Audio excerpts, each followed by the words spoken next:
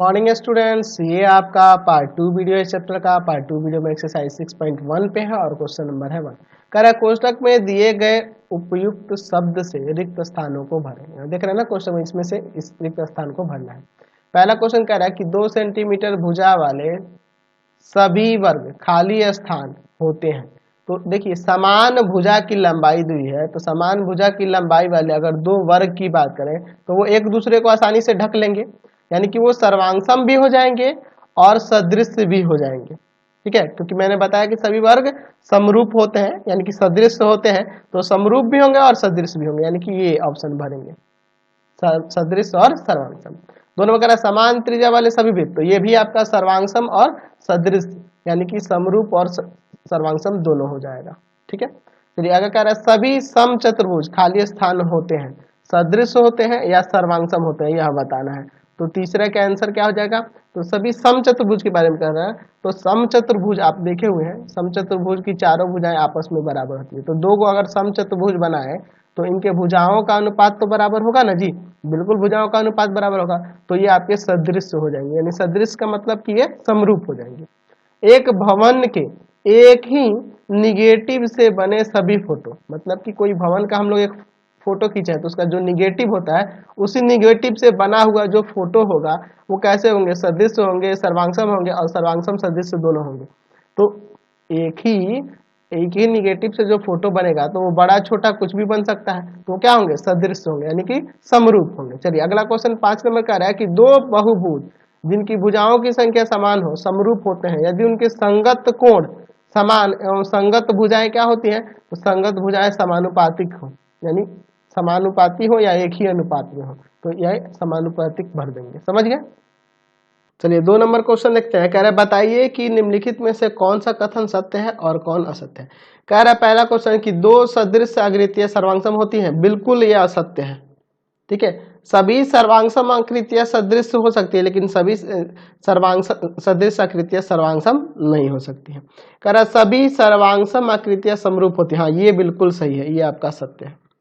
चलिए सभी समद्विबाहु त्रिभुज समरूप होते हैं, ये आपका सत्य हो जाएगा। ठीक है, समद्विबाहु अगर यह समबाहु रहता तो समरूप हो जाता। सभी समकोण त्रिभुज समरूप होते हैं, ये भी आपका असत्य है। समकोण त्रिभुज में एक ही कोण 90 होता है, बाकी का थोड़े कोण बराबर होते हैं। चलिए अगला कह रखा है कि सभी वर्ग समरूप होते हैं, हाँ बिल्कुल यह सत्य है। सभी आयत समरूप होते हैं, तो आयत की बात करें तो आयत के लिए हम लोग यहाँ पे थोड़ा देखना होगा। तो आयत जो आप खींचते हो, आयत में क्या होता है? तो आयत का प्रत्येक कोण 90 डिग्री होता है, तो बिल्कुल वो सत्य हो जाएगा, समरूप हो जाएगा, क्योंकि भुजा का अनुपात बराबर हो जाए, कोण का अनुपात, कोण जो होंगे बराबर हो जाएंगे, संगत कोण बराबर हो जाएंगे और भुजा का भी अनुपात आपका बराबर ही आएगा। अगला क्वेश्चन कह रहा है 7 नंबर कि किसी व्यक्ति ने एक ही निगेटिव से चित्रित फोटो को सदृश होते हैं, तो हाँ बिल्कुल ये सत्य हो जाएगा। एक निगेटिव से खींचा एक फोटो खींचा है कोई, उसका निगेटिव से अगर जो फोटो बनेगा वो तो सदृश होता ही है ना, बिल्कुल सत्य है। एक ही व्यक्ति के दो फोटो, एक 5 वर्ष की उम्र में और दूसरा 50 वर्ष की उम्र में सदृश होते हैं, बिल्कुल नहीं, वो तो दिखने में ही अलग दिखेगा एकदम, ये असत्य है। क्योंकि 5 साल की उम्र में उसका ऊंचाई हाइट जो होगा बहुत कम होगा, शकल भी अलग होगा और 50 साल में भी अलग होगा, तो इसलिए वो सदृश नहीं हो सकता, वो असत्य हो जाएगा। समझ गए? चलिए अगला क्वेश्चन 3 नंबर का आ रहा है कि निम्नलिखित के दो उदाहरण दीजिए। पहला क्वेश्चन में क्या कह रहा है? कह रहा है कि सर्वांगसम आकृतियां, सर्वांगसम आकृतियां, अच्छा सर्वांगसम आकृति क्या हो जाएगा? तो दो समान त्रिज्या वाला वृत्त लिख सकते हैं ऐसे। अगर इसका मैं एक एग्जांपल देना चाहूँ, 4 सेंटीमीटर त्रिज्या वाले दो वृत्त, 4 सेंटीमीटर त्रिज्या वाले दो वृत्त, क्योंकि दोनों की त्रिज्याएं समान है तो एक दूसरे को आसानी से ढक लेंगे, तो यहाँ पे ऐसे लिख सकते हैं ना, 4 सेंटीमीटर त्रिज्या वाले दो वृत्त हो जाएगा, 3 सेंटीमीटर त्रिज्या वाला दो वृत्त हो जाएगा, तो ये सर्वांगसम हो जाएगा। अच्छा, और सर्वांगसम का एक और एग्जाम्पल देना है, तो दूसरा एग्जाम्पल हम लोग लिख देते हैं 3 सेंटीमीटर भुजा वाले दो समबाहु त्रिभुज,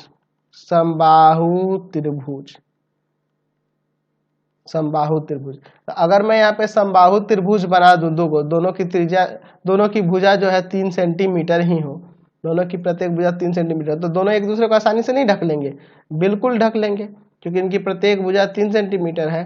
तो ये आपका क्या हो जाएगा, सर्वांगसम आकृति हो जाएगा। समझ गए ना।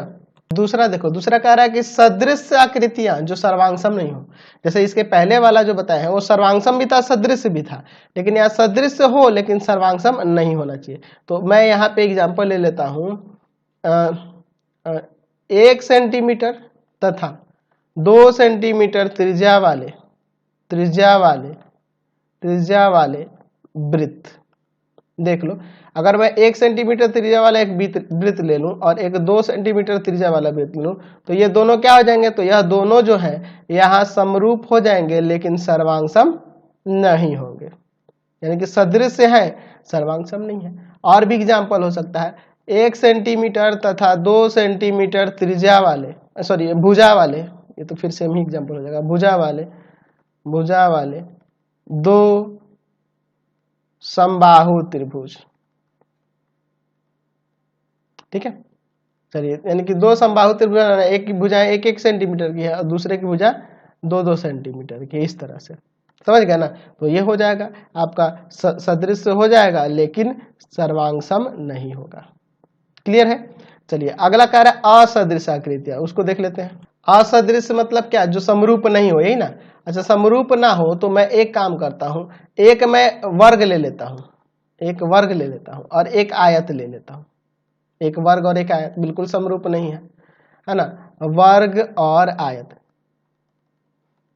ठीक है, चाहे भुजा इसकी कुछ भी ले सकते हैं, कोई दिक्कत नहीं। मान लो इसकी भुजा 4-4 सेंटीमीटर ले लिए, ठीक है, और यहाँ पे हम लोग भुजा इसको 6 ले लिए, इसको 3 ले लिए, तो ये दोनों समरूप नहीं होंगी, बिल्कुल नहीं होंगी। चलिए, यानी कि असदृश है। अच्छा, और क्या हो सकता है एग्जाम्पल, तो 2 त्रिभुज बना लेते हैं जिनके कोण भिन्न भिन्न ले लेते हैं, ये कर सकते हैं ना, 2 त्रिभुज जिसके कोण हम लोग भिन्न भिन्न ले लेते हैं। ठीक है, जैसे ये 2 त्रिभुज हो गए। ठीक है, इसका एक कोण ले देते हैं, यहाँ ABC नाम दे दो और यहाँ पे PQR दे दो। नाम दे भी सकते हो, नहीं भी दोगे तो चलेगा। चलिए, यहाँ पे मैं मान लेता हूँ ये 60 डिग्री का है, यह 50 डिग्री का है और यह 70 डिग्री का है। यहाँ पे कोण मान लेता हूँ एक 50 डिग्री का और एक ये मान लेता हूँ मैं कितना डिग्री का मान लिया जाए, यहाँ पे मान लेते हैं हम लोग इसको 65 डिग्री का मान लेते हैं।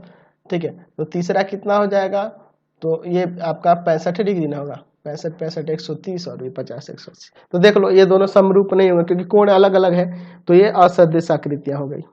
चलिए अगला 4 नंबर कह रहा है, बताइए कि निम्नलिखित समकोण त्रिभुज समरूप है कि नहीं। तो यार मैं यहाँ पे अगर देखूं इनके भुजा का अनुपात, देखो आप, अगर मैं देखूं यहाँ PQ बटा AB, तो यहाँ 8/4 या कट के 2 आ जाएगा।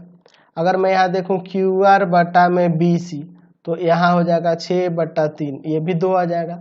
और यहाँ देखूं अगर मैं PR बटा में AC, तो यहाँ पे 10/5, ये भी 2 आएगा। तो संगत भुजा का अनुपात बराबर हो रहा है, यहाँ पे देख रहे हैं PQ बटा AB बराबर है QR बटा में BC और बराबर है यहाँ पे PR बटा AC। तो संगत भुजा का अनुपात बराबर है, इसलिए दोनों समरूप है, बिल्कुल समरूप है। हाँ, यह समरूप है।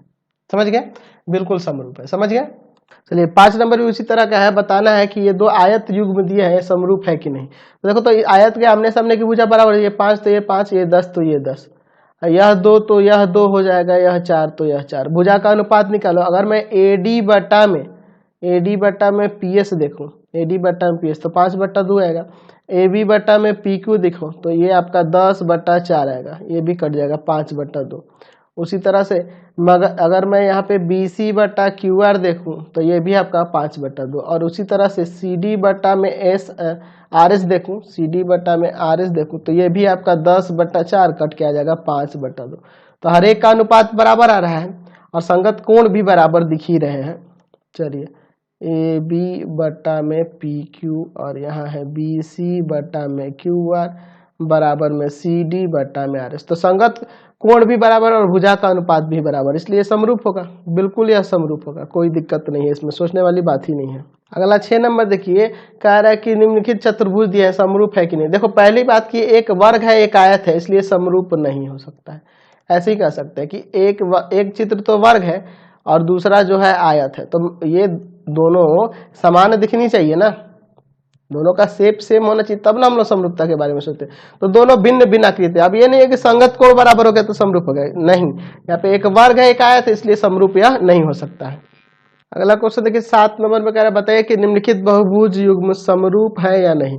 तो ये तो ऐसे ही नहीं दिख रहा है यार, ये तो पहले तो यहाँ देखिए, यहाँ पे मैं अगर देखूं यहाँ पे इन दोनों आकृतियों में तो संगत भुजा का अनुपात अब बराबर दिखा दूंगा, लेकिन पहले ही दिख रहा है कि एक तो भैया आयत है और दूसरा जो है समांतर चतुर्भुज है। एक आयत है और दूसरा जो है समांतर चतुर्भुज है, समांतर चतुर्भुज है। तो दो भिन्न प्रकार की आकृतियों के बारे में तो हम सोच ही नहीं सकते, यह समरूप नहीं है, समरूप नहीं है। एक जैसा तो पहले दिख ही नहीं रहा, सेम शेप ही नहीं है, तो हमें भुजा के अनुपात से कोई फर्क ही नहीं पड़ेगा, निकालने की जरूरत ही नहीं है। भुजा का अनुपात तो बराबर दिख रहा है लेकिन यहाँ पे सेम शेप नहीं दिख रहा है, तो समरूप कैसे कहेंगे, समरूप तो नहीं ना है। चलिए 7 का 2 नंबर देखिए, ये दोनों तो एक जैसा सेम शेप है दोनों का। अच्छा देखिए इनके भुजा का अनुपात की बात करें तो ए बी बटा पी क्यू, देखो 1.5 बटा में 3 कट जाएगा 1.5 से, तो 1/2 आ जाएगा। अगर मैं यहाँ बी सी बटा में क्यू आर की बात करूं तो हो जाएगा यहाँ पे 2.5 बटा 5, ये भी कट के 1/2। उसी तरह से आप निकालो सी डी बटा में आर एस, सी डी और बटा में आर एस, ठीक है, सी डी बटा में आर एस, तो यह भी 2.4 और बटा में 4.8 कट जाएगा, यह भी 1/2 आ जाएगा। अच्छा अगर मैं यहाँ पे ए डी बटा में पी एस निकालूं तो यहाँ ये 2.1 है, यह 4.2 है, ये भी कट के आपका 1/2 ही आएगा। तो सबका अनुपात बराबर हो गया और संगत कोण भी बराबर दिख रहा है फिगर में, ठीक है। यहाँ पे सबका अनुपात बराबर हो रहा है, ए बी बटा पी क्यू बराबर बी सी बटा क्यू आर बराबर सी डी बटा आर एस बराबर ए डी बटा पी एस। तो संगत भुजा का अनुपात बराबर और संगत कोण भी बराबर, एंगल ए बराबर एंगल पी दिख रहा है, एंगल बी बराबर एंगल क्यू दिख रहा है, एंगल सी बराबर एंगल आर दिख रहा है और एंगल डी बराबर एंगल एस दिख रहा है। इसलिए दोनों क्या है, समरूप है। यह यहाँ पे आप कह सकते हैं कि ये समरूप आकृतियां हैं, बिल्कुल समरूप है। चलिए अगला देखते हैं। चलो 7 का 3 नंबर देखते हैं। यहाँ देखो इसमें ये एक वर्ग है और यह एक आयत है, ये समरूप होगा, बिल्कुल नहीं हो सकता है, पहले ही नहीं हो सकता, क्योंकि एक वर्ग है और एक आयत है, भूल जाओ इसके बारे में, भुजा का अनुपात चेक करने की कोई जरूरत नहीं है, एक वर्ग है एक आयत है, पॉसिबल ही नहीं है। चलिए यहाँ देखो अगले में, यहाँ देखो यहाँ जो दिया गया है यह आकृति और यह आकृति, दोनों आकृतियों में देखो यहाँ पे अगर मैं यहाँ पे निकालूं भुजा का अनुपात तो बराबर तो हो जाएगा, लेकिन यहाँ देखो ये वर्ग है और यहाँ एक समचतुर्भुज है, समचतुर्भुज है। तो समचतुर्भुज का प्रत्येक कोण 90 नहीं होता है, लेकिन वर्ग का प्रत्येक कोण 90 होता है और दोनों डिफरेंट आकृतियां भी हैं, तो ये समरूप नहीं हो सकता। इसमें भुजा का अनुपात आपको बराबर दिख रहा है, लेकिन पहले तो ये डिफरेंट आकृतियां है ना, एक वर्ग है एक समचतुर्भुज है, तो आप ऐसे ही सोचो वर्ग का प्रत्येक कोण 90 डिग्री, लेकिन इसमें प्रत्येक कोण 90 नहीं होता है समचतुर्भुज में, तो इसलिए ऐसे ही दिख रहा है समरूप नहीं है, या डिफरेंट आकृति है इसलिए समरूप नहीं है। तो यही था आपके एक्सरसाइज में 6.1 में, बहुत ही छोटा सा एक्सरसाइज था और बहुत ही इंटरेस्टिंग एक्सरसाइज था। यही थे क्वेश्चन, आप कंप्लीट हो गए। नेक्स्ट वीडियो में आगे हम लोग पाइथागोरस थ्योरम देखने वाले हैं, उसके कन्वर्ज पाइथागोरस नहीं, पहले थेल्स देखने वाले हैं, फिर थेल्स का प्रतिलोम दिखने वाले हैं और हम लोग इसके बाद आगे बढ़ेंगे चैप्टर में। तो थ्योरम्स को पहले अगले वीडियो में कंप्लीट करेंगे और फिर आगे हम लोग चैप्टर में चलेंगे। तो इससे रिलेटेड जो भी वीडियो देखना होगा सीधे डिस्क्रिप्शन में जाना, मैंने पूरे बुक का लिंक नीचे डिस्क्रिप्शन में दिया है, भारती भवन, एनसीईआरटी, केसी सिन्हा, सबका सॉल्यूशन है नीचे। तो प्लीज वीडियो को लाइक शेयर करेंगे और कमेंट करके जरूर बताएंगे कि हमारे चैनल के वीडियो आपको कैसे लगते हैं। Thanks for watching the video.